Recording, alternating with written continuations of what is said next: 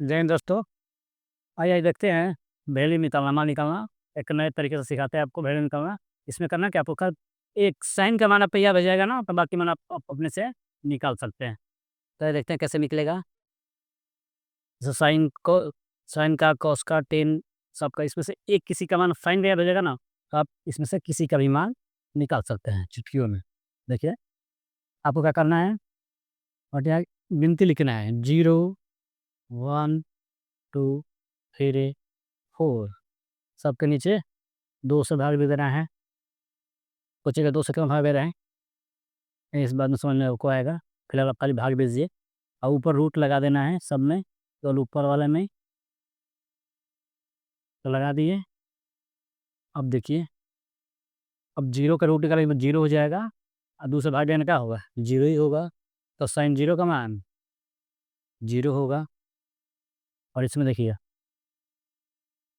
1 का रूट निकालेंगे तो 1 होगा,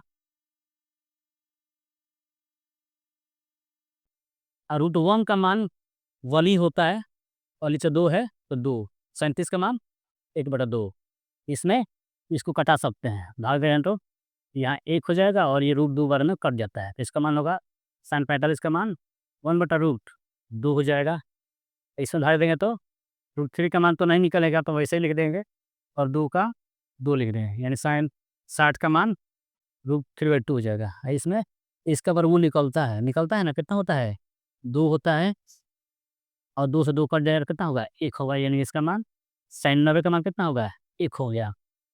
तो देखिए साइन 0 का मान 0, साइन 30 का मान 1/2, साइन 45 का मान 1/√2, साइन 60 का मान √3/2। कैसे है, इसका वर्गमूल नहीं निकला तो ऐसे ही उतार दिए हैं, और इसे कट जाता है इतना बार में, इसलिए लिखे हैं। और ये इसका 4 का वर्गमूल 2, और नीचे 2 है, कर ले तो 1 आया, साइन 90 का मान 1 हो गया।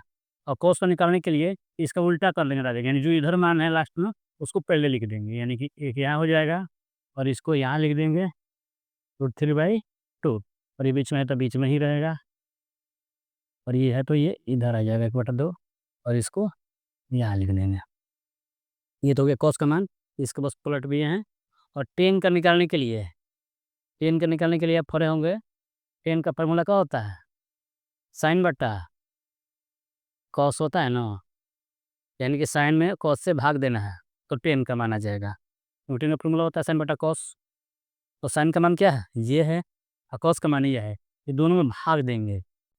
एक में भाग देंगे 0 से तो 0 ही होगा, और इसमें भाग देंगे तो 2 से 2 कट जाएगा, कितना बच जाएगा, 1/√3। और इसमें भाग देंगे तो ये पूरा का पूरा ही कट जाएगा, दोनों कट जाएगा, हटाएंगे नहीं तब उनको दिखेगा नहीं, दोनों कट जाएगा तो यहाँ 1 बचेगा, क्योंकि इसे ये कट जाएगा ना, तो 1 बचेगा, दोनों सेम सेम है तो कट जाएगा। और इसमें देखो नीचे बट्टा में 2 है, इसमें भी 2 है, तो दोनों में कट जाएगा, क्या बचेगा, √3/1 बचेगा, 1 से भाग देंगे तो उतना ही होगा, यानी √3।